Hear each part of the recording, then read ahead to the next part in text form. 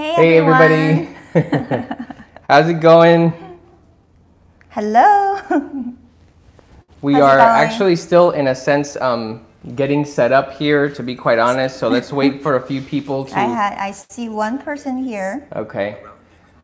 Discover your Vista You know, we have to with new lower minis starting the from volume. $1.99 a month. Discover VistaMini.com I'm today. sorry. This is Sorry, we're experiencing a few technical difficulties, but we will be we'll be good to go in just a couple minutes here. Hi guys, Fierce. Hello. All right, I have a Yeah, few- so this will be our last live stream for the whole year 2018. The new year is coming. I'm very excited. I'm very Yeah, excited. yeah. for This the new year. afternoon we're gonna do a vision board together. Yes, Yeah. we're going to work Yeah, on our we're gonna vision board. Work on our vision board. Hello, wow. I have James, Bella, Fierce, Hey Dara. Andy, how are you? Hello, Red, Combi, Christina. We have actually, what we're doing is we are streaming live on both our channels at the same time. So this could potentially get a little confusing. We're gonna do the best that we can, but basically anything you guys wanna talk about, anything you all wanna ask, anything related to law of attraction, anything related to the new year. So really completely open, guys, whatever you all wanna ask. And I see a few people logging in here. Hey, Love Conquers, how you doing? Sarah, Namrata, good to see you guys, or read from you guys, I should say. So I guess what I'm gonna do is I'll try to address I'll try to address questions from my channel, Choosing Gratitude, and you just focus on your questions. And you know, if we have a question that's really good, you know, we can both talk about it, right? Does that sound good? Yes, we already Okay. have one, I think, on yours. How to be a, what did he say? Okay. Well, I have so many. I'm sorry, guys. I'm probably not. Hello. Wow. I see Dubai. I see Philippines. I see everywhere. Okay, Hello. I want to be a millionaire. Texas, Korea. I have one question here that I Amazing. think is pretty good. Is Mithun is asking, is affirmation in native language better? I would say yes. You know, in therapy, we also talk about if you can do psychotherapy in your native tongue, it's always a little bit more effective because just generally speaking, the language is more connected to your childhood, to your emotions. So if you can translate the affirmations in an effective way to your native language, that I would encourage that. But really, guys, ultimately, like everything else, you gotta use what feels best to you. So if you have an affirmation that really energizes you and really makes you feel great, even though it's not in your native tongue, then use it. But yeah, generally, I would say native tongue is a little bit better. Okay, I have a question which I get asked a lot. Can I increase my height and beauty with what technique is more powerful? Almost every day, I think you probably get the same question. Someone asked me about increasing your height. Just want to talk about this real quick because I don't really have a video about it. I do have a few videos about general beauty, how to improve your appearance. So the gist of it is you have to go within and really become connected to your inner beauty, because we are part of this universe. If you look outside, isn't the universe magnificent? Isn't the universe beautiful? And you are part of that. So you have to really feel that. And once you're connected to that, you're naturally gonna be at your best look. And that look could be tall, it could be short, you know, and also every culture, every historical period have a different standard about what looks good, right? So it's really hard to say, oh, okay, if I just increase my height by 3 inches, I'll look perfect.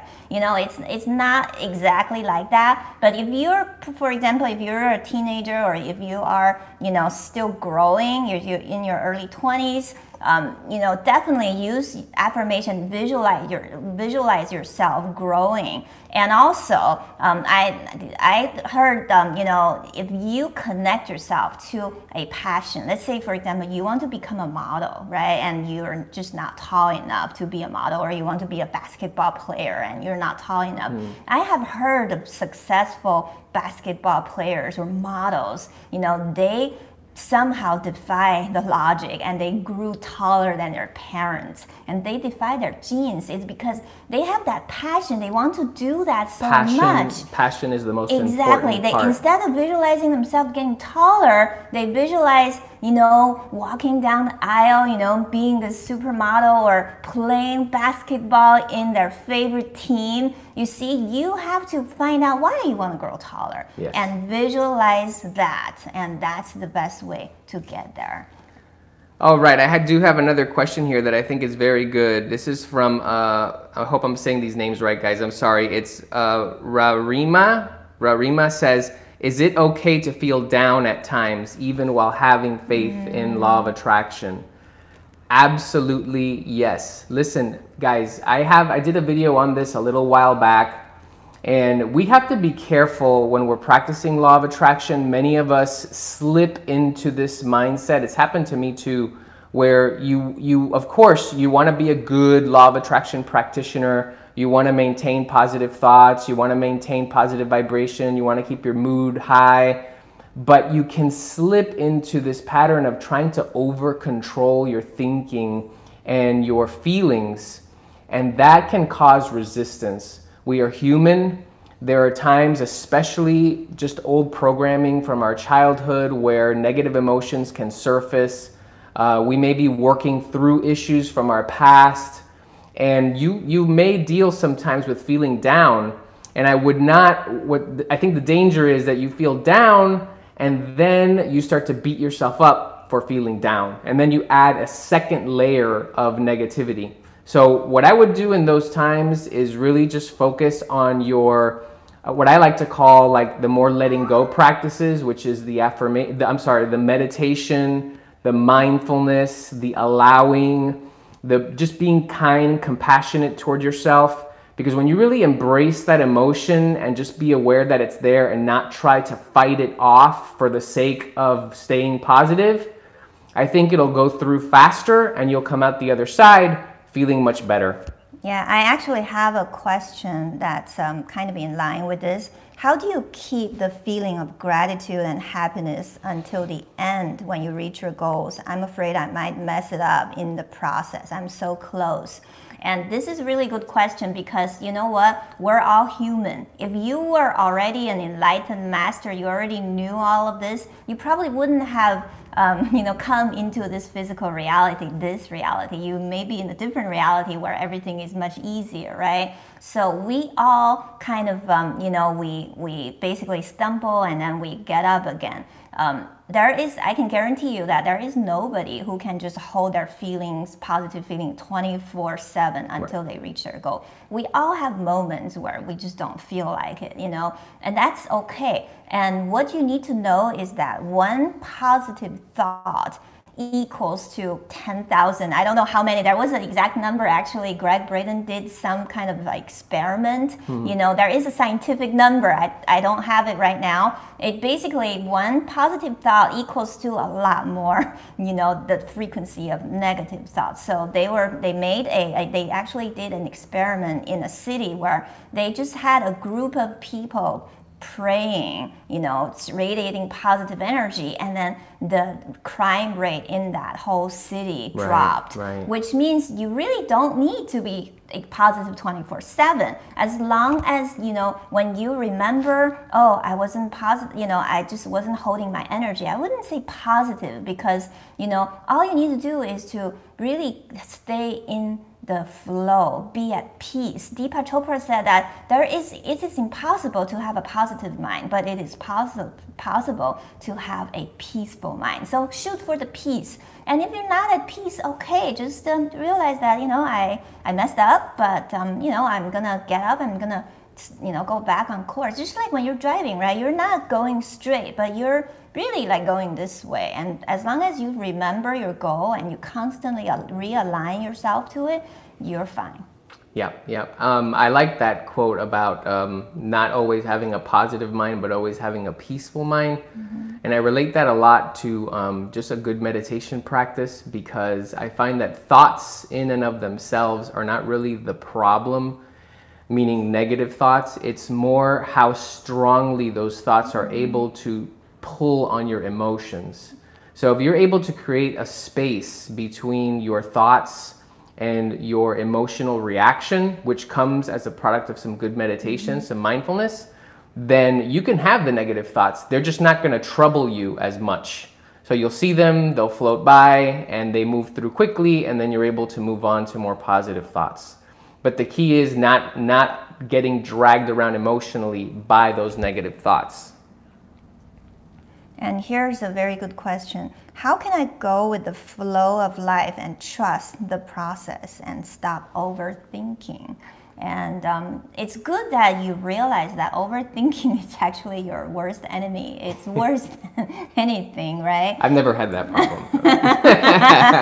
Me neither. Yeah, you neither. Well, we all overthink, you know. So the key to this is that when you are aware, so see, it's not about stopping the overthinking, but to become aware of your overthinking. Whenever, you know, for somebody who's never been exposed to this kind of information, they probably don't even know they're overthinking. They think that their environment is always at fault. It's always, you know, the other driver who cut you off, right? It's always somebody who did something to piss you off. But if you're in this law of attraction community, if you can become aware that, you know, it's your thoughts that are creating your reality, and it's, you know, when you're thinking too much, you realize, oh, I'm just thinking too much. At that moment, when you become aware that you are overthinking, that is your victory. That is the most important thing you need to do. So once you realize that, you just, you know, you tell yourself, I'm willing to drop that. And you can visualize yourself dropping a big load from your mind, your mental energy field. Just visualize yourself dropping that. Okay, and then keep, you know, and replace that overthinking, those negative thoughts with something positive. I do that all the time because I do have thoughts that come up and tell me, oh, that's never going to happen. Oh, this is, you know, you have to, but it's impossible to stop that, but it's possible to become aware and replace that thought with another thought, the thought of gratitude. Yeah, and I do just want to take a moment and say you're welcome to Andy and Rima, and also say hello to Robot Breezy. Great to have you here. And I hope that these these answers are giving you some good information. What is your understanding of New Quantum?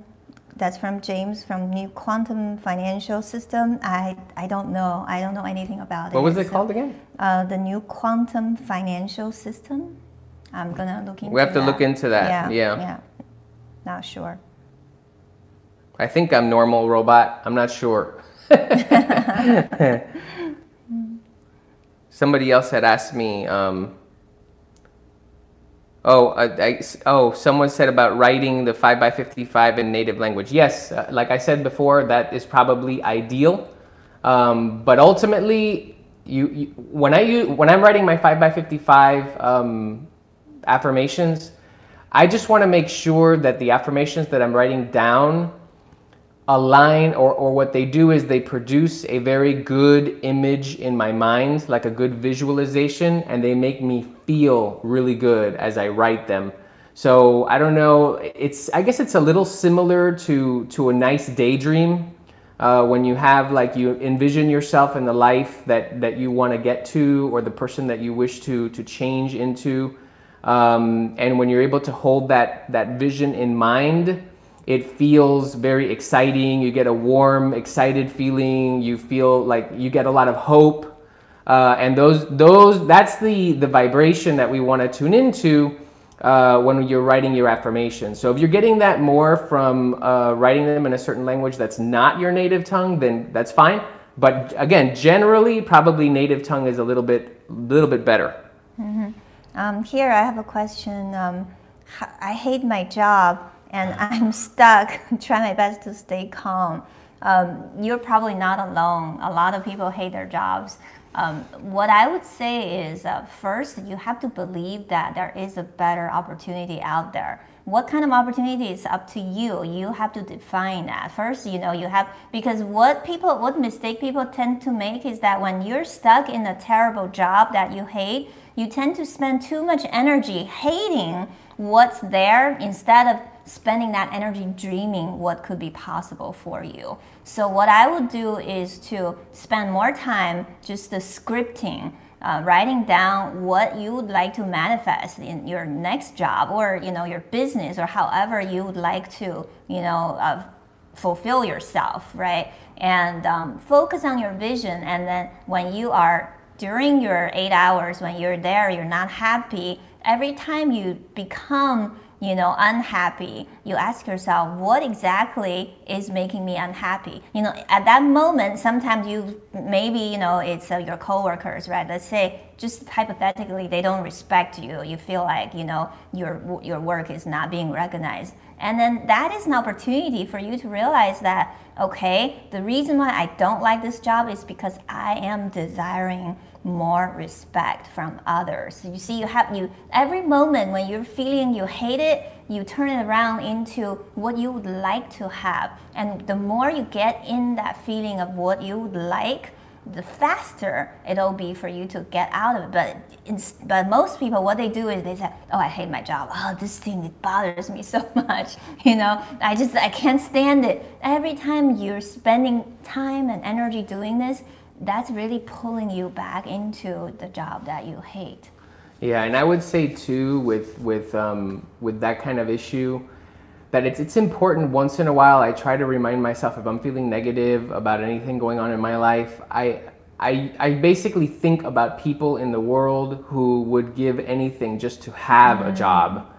People who are starving, people who are living in war-torn areas, people who are, and I think about those people. And I think, if I were to show them my life as it is today, they would probably give anything to have that life. And I find that thought often helps to really dispel a lot of that lack of gratitude, really, is what it is. So that's another thing you can try, is just imagine, somebody who would give anything for a job like yours. And believe me, there's people in the world who aren't working, who are starving, who can't feed their children, who would give anything to have just any job. So you can try on that thought as well and look at it from that perspective. Okay, some interesting questions about dreams. James asked, what is your understanding of lucid dreams? And I have another question about interpret dreams. Since I used to think dreams are opposite, used to work that way for me, should I continue to attach meaning to my dreams? Look, I think that dreams are don't think they are so mysterious and they're beyond your average reality. That's just it's just like your day-to-day life. They're also your creation. If you can apply meanings to your dreams, why don't you apply meanings to your current life, your waking life, right? And I think in a way, dreams do reveal your hidden your hidden feelings. Like if you're not allowing yourself to feel certain feelings, these feelings will manifest into dreams. And I know that in the ancient cultures, they usually have like a dictionary of dreams, right? If you dream of this, something like that will happen. And I keep a skeptical mind about that, because everybody has different psyche, and I don't think that let's say dreaming of flying traditionally means that you are going to experience something amazing.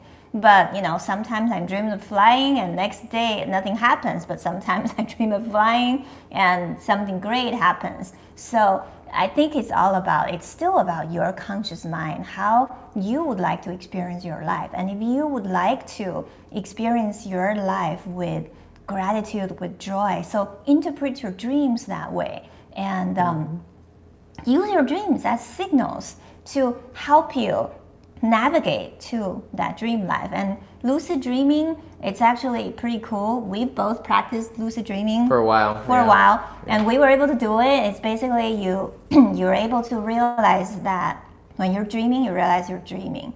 And the moment you realize you're dreaming, your reality really changes. Like you're able to change anything in a dream. You can fly, you can, just instantly change the surroundings in your dream. It is pretty cool. We did it for a little while, and we just stopped doing it because it kind of interrupted my sleep. I felt like my sleep quality is more important than just this cool thing. The most important thing about lucid dreaming, though, I think, is to make you realize that, you know, your life is not very different from your dreams. It's just in your dream, maybe you can change things a little faster, but in your real life, there is a buffer of time. But you have the exact same control over your waking life than your dreams, right? Yeah, with the whole dream thing, I did do a video on this topic about dreams. And looking at this strictly from a psychotherapist perspective, and you mentioned it, is that dreams, the content of dreams is not as important as the emotions that you feel in the dream. So you have a lot of people out there who take a certain detail of the dream, like, oh, you saw a building, that means this. And I really am very skeptical of that stuff because, like she said, we all have different makeups, we're all different people. And one person can't say that if 1 million people dream of a building, that's because they're all gonna experience the same thing in their waking life. That's just it's not realistic. But I think dreams can be very helpful in the sense that whatever you are feeling in the dream, meaning you could have a dream about not being able to run fast, or when I worked in trauma, I used to work with a lot of people who had been in combat and their weapon would stop firing, or they have someone is hurt and they can't get to them. Those are all variations of the feeling of helplessness. In all those situations, you feel helpless. And that usually means that there's something going on in your life, a stressor that you can't control, that is really invading your psyche, and that is why you're having these helplessness dreams. I did get another question here, and I missed it. Let's see. In manifesting, do you feel it's important to really think about what you want, being realistic about a manifestation? That's from Andy. Wow, Metaphysical Mike just popped up. Wow, super chat. Thanks, Mike. So appreciative.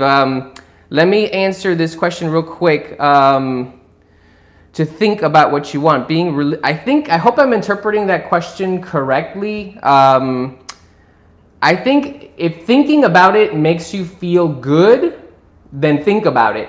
If thinking about it makes you feel stressed, worried, doubt, like, oh, why isn't this coming? You really have to listen to your own internal guidance system, like Abraham Hicks talks about.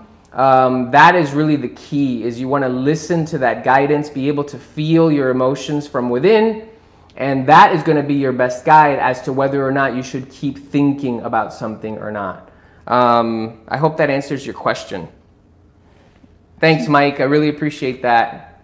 Thank you, Mike. Thank you for the super chat. Let me see. Oh, I got one more. Vidya, what's happening? I just saw your question. How easy is it for both of you to connect to source? I suppose your experiences and approaches are different. Can you share?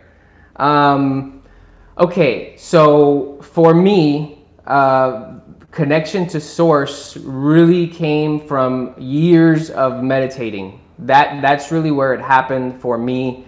And I know recently you had asked me about if there's anything visual that I see, like in my mind, when I feel that I'm connecting to source. And the answer is no. I don't really see anything or think anything.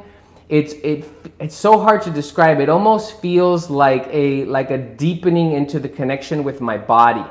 So I start to feel almost like a very centering feeling, almost like my vibration is changing. My thoughts become very irrelevant. It doesn't mean they're not coming. They just don't feel as relevant to what's happening. And it's almost as if this is going to sound really weird, okay?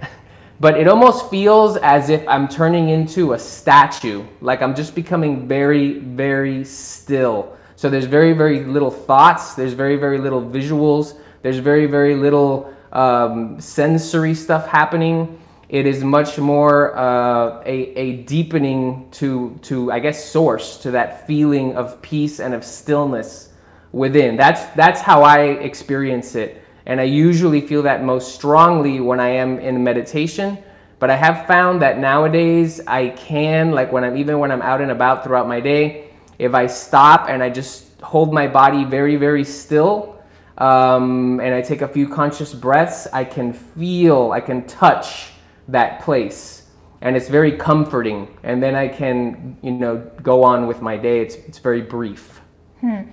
For me, connecting to source, actually this question is a little bit flawed when you think about it, because there is not a moment you're not connected to source completely. If you're completely cut off from source, you're dead.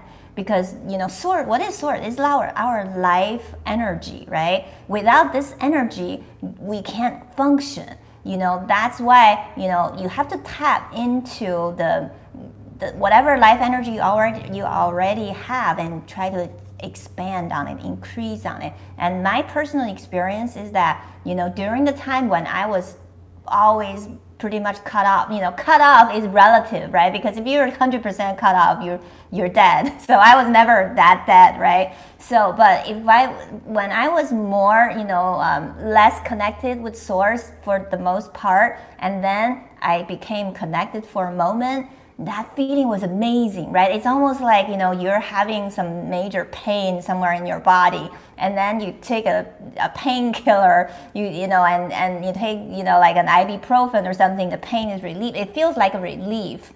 But what I notice is that the more I practice, with my increased practice, more meditation, more affirmation, more consciously connecting to source, it's more becoming my second nature. It becomes where, for the most days I'm there, and then there are moments I'm becoming more aware of the time when I'm not there. That sometimes it's not even like a negative thought, it's just that I can feel that my energy is shifting, is going a little down. Then I would do something to try to get back there. Or sometimes I just allow myself, to be there, because, you have ebbs and flow. And when I feel this, the most movement from not being very connected to being more connected, is when sometimes I would have this feeling of almost like a sense of I want to cry. I can feel it in my heart chakra. That's just me. I think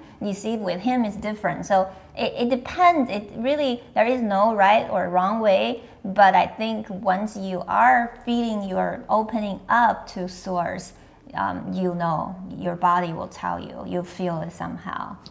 And I just want to really quick give another shout out here to Mike. Mike, just email us. Look for our email on the YouTube. The contact us and email us. We can talk more about that. I think that would be cool. All right. Just wanted to get to you because I know you had asked about that.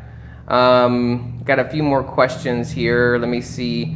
Is it important that we should collaborate all tools of law of attraction to manifest our intention, like affirmation, scripting, vision boards, visualizing? I think that you really, and again, I know I may sound like a broken record here, you have to really be able to feel how the tools are working for you. Mm-hmm. So if doing a vision board and doing affirmations and doing the 5x55 and doing visualizations, all that stuff together, you feel great, like you feel like it's raising your vibration, it's moving you closer to your manifestation, to your desires, then by all means, keep using them. There is, of course, some people that maybe doing all that stuff will start to reflect or a feeling of desperation, of worry, of, oh my God, I gotta throw everything at this to make sure it happens. And that's not the kind of energy you want to come from. Again, all tools, all law of attraction tools, their worth is really in how much they are changing the way you are feeling as you use them, meaning that the tool should be manifesting a change in the way you feel right here, right now. That is true manifesting. It's changing your vibration in the moment. It is true that as you hold that change, you maintain it over time, you will start to attract different things in the manifested universe because you're just vibrating differently. But many people are approaching law of attraction the other way around. They want to do these things to attract the physical object, that's their goal. Where I try to emphasize that the goal should be changing the way you are feeling in this moment. And as you change it, then yes, a side effect will be that you will get that object. But ultimately, true manifestation is about changing the vibration within. Very well. I think way back, and I'm sorry guys, I have so many comments coming in. It's really hard to keep track, but there was a question I want to address. I don't know if the person who asked it and if they're still there. There was a question about the book Secret. Oh, the Secret. Yeah, about the book Secret, and they were asking about, you know, have you guys read the book Secret, and what do you think of it? I think most people come to Law of Attraction through the book of Secret, which is, you know, amazing that this book could do, you know. But I was already into Law of Attraction for a number of years before the book Secret came out. And when I first became interested in this concept of manifesting your life, you know, with your thoughts, the book Secret was not there, and actually there was already a lot of material back then, you know, even before the internet. You know, there was Seth Speaks, you know, there was Abraham, there was Joseph Campbell, you know, a lot of amazing books already being written about this. But I think all of those books were a little bit, you know, I guess harder to read, or it was a little bit more spiritual. I guess none of these things really became like a mainstream, like Secret.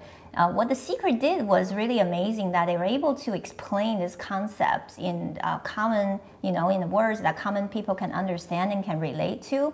But I do find like the problem I have with Secret is that I feel like it only explained half of the law of attraction, or, you know, it really wasn't painting the entire picture. It's kind of one-dimensional. Yeah, is what it is, I think most people watch The Secret, you know, when the book first came out. I remember there was a video. It was like right before the economy collapsed in the United States, and at the time everybody was buying real estate. Everybody was thinking that they were going to be millionaires. So this really fit in because it was basically telling you that you can have anything you want, but anything in terms of material belonging.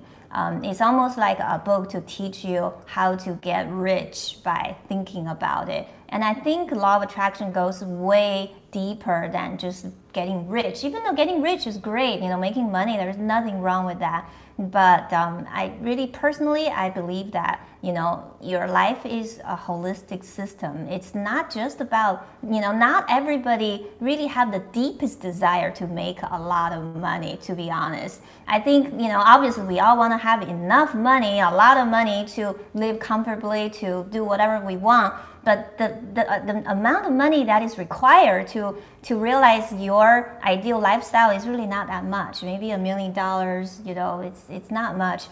What we really want to express is the unique value we have within ourselves, not the number, you know, the amount of money. Yeah, somebody just said, which I think is true, it's a great intro point. Yes, but it's a little bit, it's kind of limited. It's kind of limited. Yeah.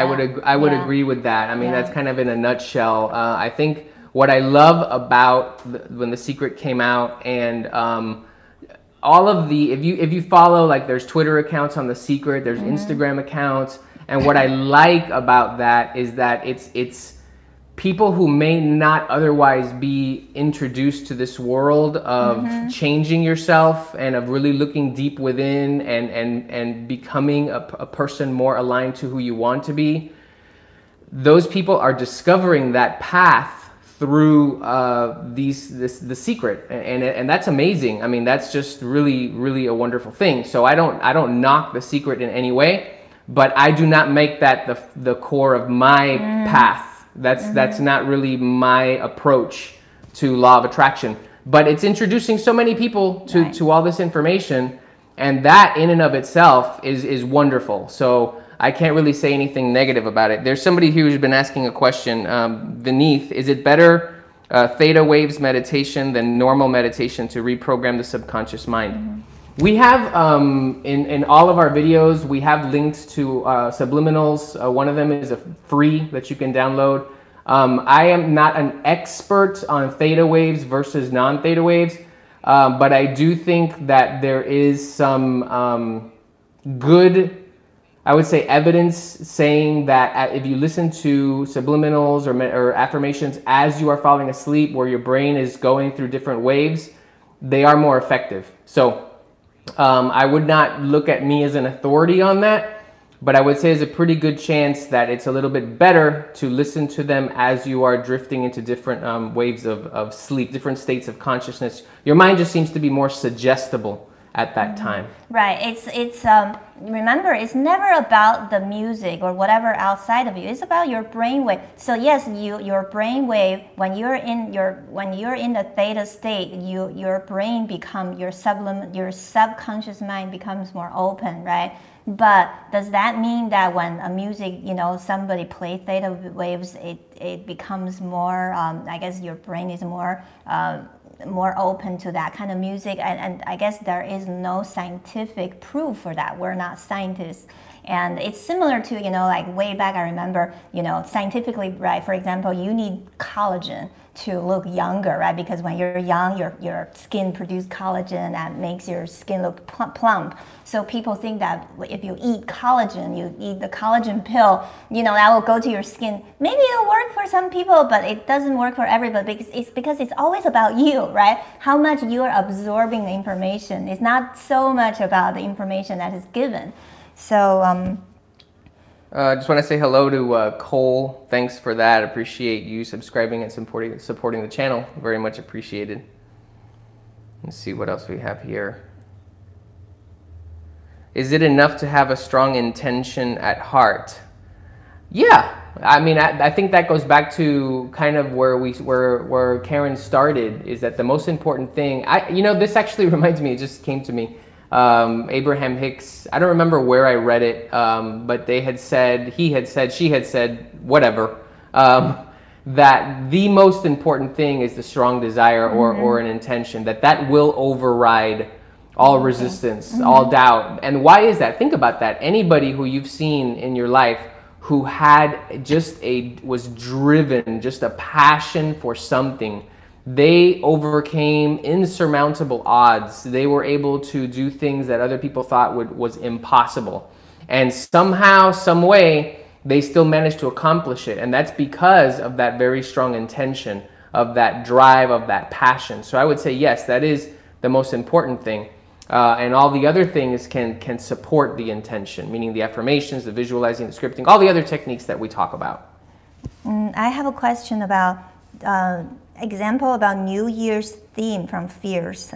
New Year's theme ideas, for an example, this year will be a year of detachment, finding myself, and etc. And there was another question about self-love. What are your thoughts on self-love? I kind of want to combine both, right? Of course, it's good that you come up with a theme for your new year, especially if you have a specific focus in your life right now to manifest. Let's say you want to have your next year be, focused on practicing detachment, practicing self-love. And I think, make the next year, 2019, be the year of self-love is a great idea, because self-love is really the starting point of my personal practice. And I think self-love is the fuel to gratitude. When you start to, I'm not talking about like being selfish. I'm not talking about just, being a narcissist. I'm talking about just know that, you can respect yourself, that you deserve good things, and also give others the same respect. Because if you're loving yourself and you're not loving others, that means your self-love is not pure. That's not true, powerful. That's not the energy from source. It's ego. So the self-love has to come from simply knowing your nature. Because if you know your nature, you have to love yourself. Your nature is the universe. Your nature is source. How can you not love it? Once you tap in that, really everything starts to, like you want more money will show up. You want a better partner, your love life will flourish. So I think making your 2019 have the theme of self-love is a great idea. Of course, feel free to use anything. And it's interesting that I remember going to like a Buddhist temple and seeing, they have those statues with the Kuan Yin having 1,000 hands. First, when you see that, it looks scary if you have never seen one. But the theory behind that is that it's the same Buddhist, the Bodhisattva is the same deity, but they have 1,000 different ways to help you become enlightened. So any path you take, you can practice self-love, you can practice gratitude, you can practice detachment, mindfulness, anything. If you stay on that path, it will lead you to happiness. It will lead you back to the same source, and it will improve, and at the same time all the areas of your life will be improved.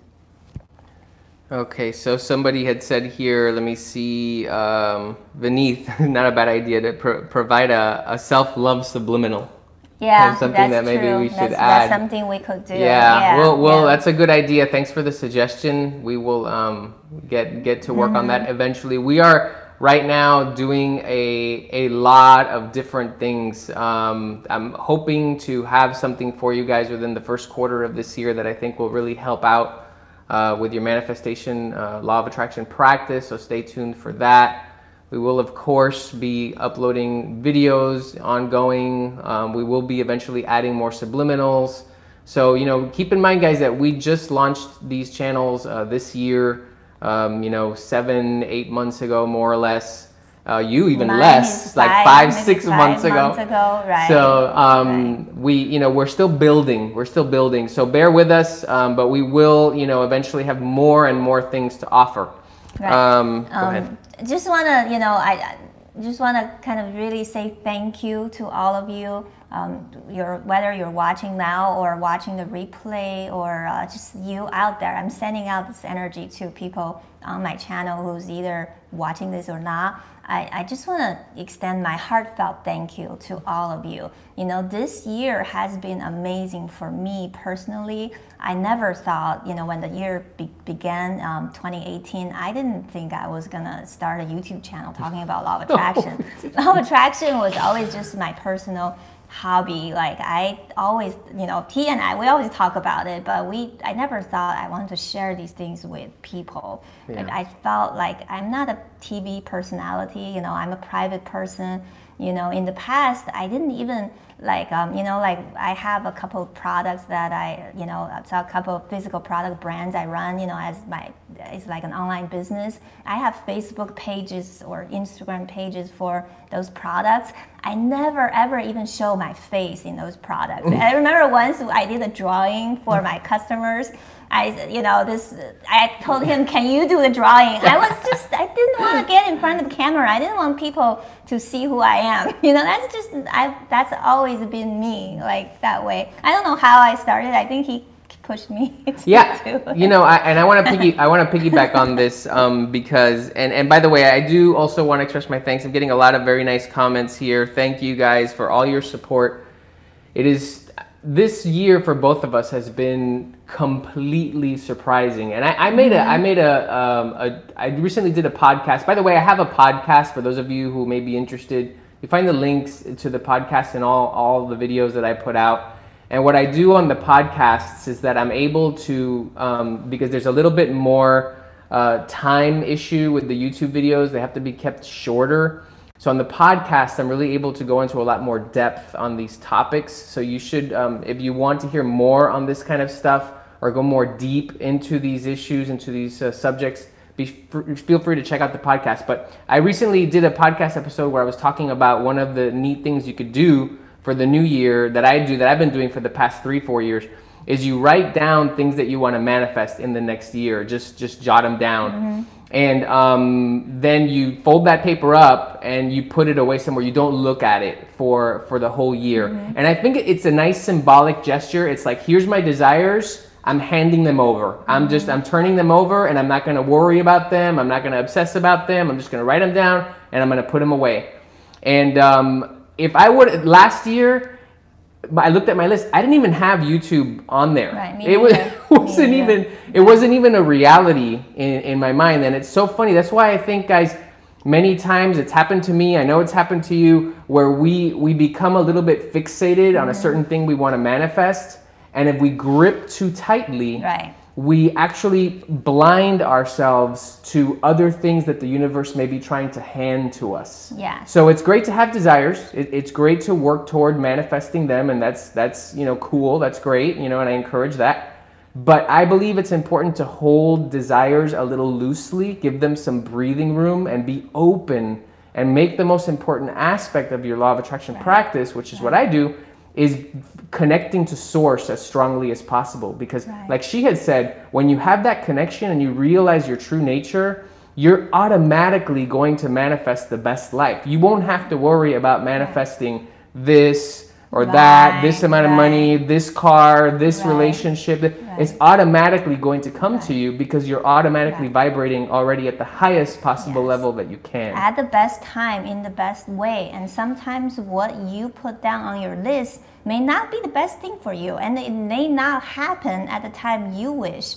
But that's all for the highest good of all of us. It's for the highest good of the universe. So I think the best practice is really to just become connected to source. That's I think that's probably the one practice that will make you the happiest and make your life just take off in every other way, every way. Yeah, and I do see that. I did see your question just now, Love Conquers. I think it was kind of answered. I think I believe in law of attraction, obviously, but I think that for me, my development came a lot more from practices that are about connecting to source. So for me, it was Zen Buddhism, it was meditation, it was mindfulness, but I was always aware of law of attraction through all those practices, and I did go actually through a bit of a struggle